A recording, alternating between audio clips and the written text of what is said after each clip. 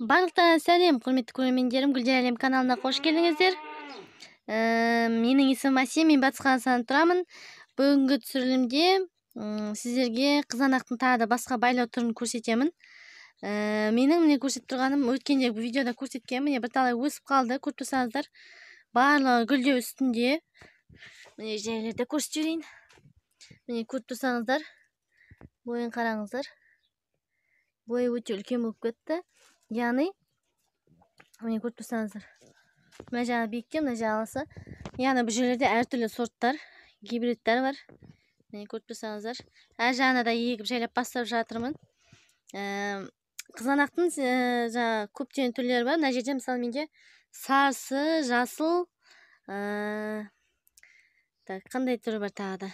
Қара түрлері бар. Бұйыртса тұқымы болады. Сіздерге почта арқылы жіберемін. Алда уақытта қандай қызанақтар болатын сізге көрсетемін. Енді байлауға тоқталатын болсақ, мен алдында өткен сізге көрсеткенімде міне қызанақтың өзіне ғана байлап қойған болатынмын. Көріп тұрсаңыздар міне. Себебі әзірде бұда қызанақ әзірге жоқ, тек міне гүлдеу ғана үстінде. Сол себепті мен тек әзір осылай ғана байлап қойдым. Міне көріп тұрсаңыздар. Енді жайлап уже мына гүлдеп болғаннан кейін уже қызанақ шыға бастайды ғой. Оған ол қызанақтың мына жіп көтермейді. Көтерген жағдайда да құлап, мына жері қиылып әбден салмақ түседі. Сол себепті мен мынандай темірден осындай алып істедім. Міне қарап тұрсаңыздар міне. Яғни қарапайым алюминий сым болады. Сол алюминий сымды міне көріп тұрсаңыздар жерге міне алып көрсетейін сіздерге. Мынандай жерге қадаймыз. Әбден қатты ұсталатындай қылып. Яғни өздеріңіз қолдарыңызда келмесе істей алатын адам шақырасыздар. Және де осыған мынандай алып жіпті, мына қатты жіп, яғни фильтрдің жібі болады. Мысалы суға қойылған кезде фильтрдің пайдасы қалып қойған жіп, сондай жіпті немесе обычно тоқыма жіптерді 2-3 қабаттап істеуіңізге болады. Немесе жаңа тағы да басқа жіпті түрлері болады, неше түрлі қатты. Яғни үзілмеу керек. Мынаны байлап, міне көріп тұрсаңыздар кішкене әлде де бостау, әлде де тыңқыраймыз міне.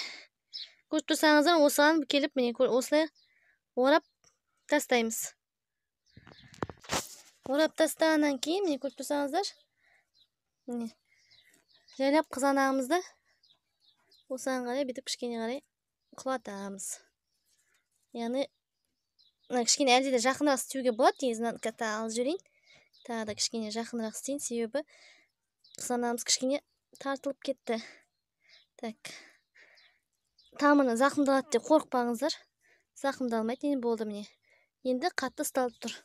Яғни қалған келесі мысалы қызанақтардың барлығында осындай сыммен істеп шығамыз. Яғни где-то сымның көлемі 25 сантиметрдей болады. Яғни сызғыштың көлемінде қылып істеуге болады міне.